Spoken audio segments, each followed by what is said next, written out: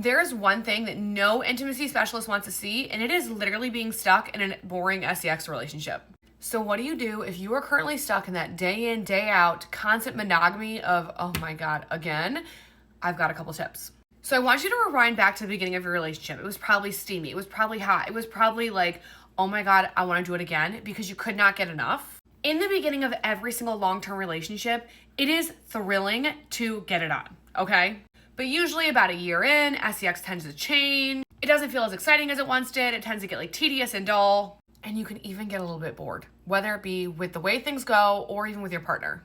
But here's the kicker. Does every single long-term couple have to end up sitting in that boring sex life? The answer is no. Which, hi, my name is Jen Kelly. If you have not seen me before, I've been in the intimacy space for going on 12 years. Hit that plus button for all of my tips and tricks to not only like rekindle that fire if you feel like you've lost it, but to keep those O's flowing and multiple in the bedroom.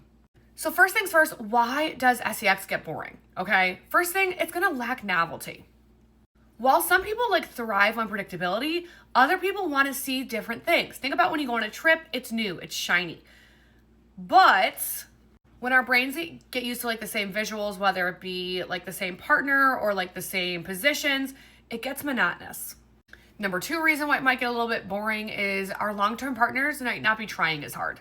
This is where we lose the 1, 2, 3, 4 play in our bedrooms, or like a little bit of like relationship romanticism. In the beginning of your current partnership, sex might have been a little bit more like passionate, more focused on pleasure points rather than just getting it done.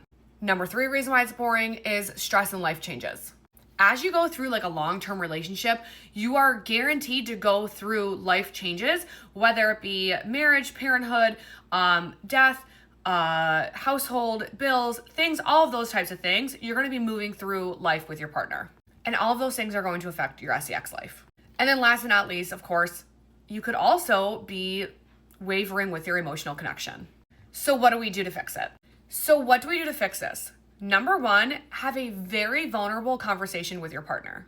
Your partner might feel just as bored as you are with your sex life, but they might not be as brave as you are to bring that up. So what you can actually do, find a neutral time and a neutral space to initiate this conversation.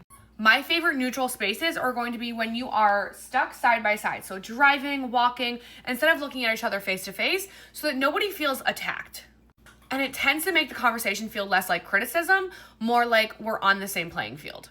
Number two, prioritize novelty outside of the bedroom. It's not just all about the bed. When everything in the bedroom feels kind of boring, things outside of the bedroom can also feel boring.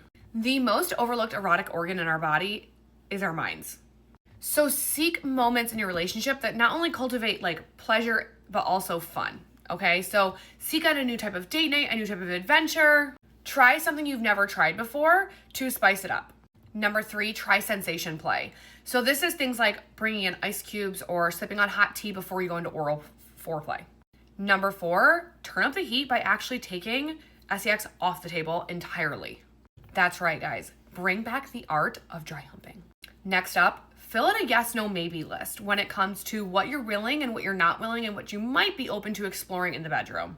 If you know bringing somebody else in the bedroom is a hard no for you, put that on your no. But if you know maybe you might be open to exploring a little bit of like, bondage area, put that on your maybe. But if you know you really, really want to try the back door, put that on your yes. And last but not least, prioritize your emotional connection. Because if you feel like your physical connection is lacking in the bedroom, you really need to head back to emotional connection. I hope these tips helped. Happy humping.